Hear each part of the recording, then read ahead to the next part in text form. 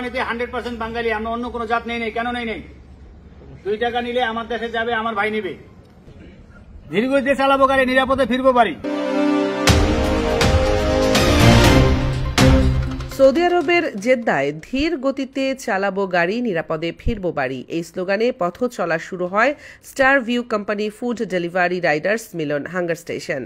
প্রবাসী বাংলাদেশিদের জন্য অফার সম্ভাবনার একটি কর্মক্ষেত্র হচ্ছে ফুড ডেলিভারি।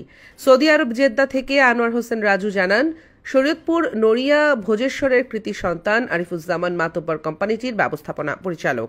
এ সময় আরও উপস্থিত ছিলেন কোম্পানির ম্যানেজার সাইফুল ইসলাম সহ রিয়াদ, জেদ্দা, দাম্মাম সহ বিভিন্ন অঞ্চল থেকে আসা প্রবাসী বাংলাদেশি হ্যাঙ্গার স্টেশনের ফুড ডেলিভারি রাইডাররা। এ সময় কোম্পানি পরিচালক রাইডারদের উদ্দেশ্যে বলেন, সেফটি ফার্স্ট, আগে নিজের সেফটি বজায় রাখতে হবে, পরে কাজ করতে হবে। এছাড়া সৌদি আরবের ট্রাফিক পুলিশের নিয়ম কানুন আইন মেনে গাড়ি চালাতে হবে। স্টারভিউ কোম্পানিতে একমাত্র প্রবাসী বাংলাদেশিরা এককভাবে কাজ করে যাচ্ছে।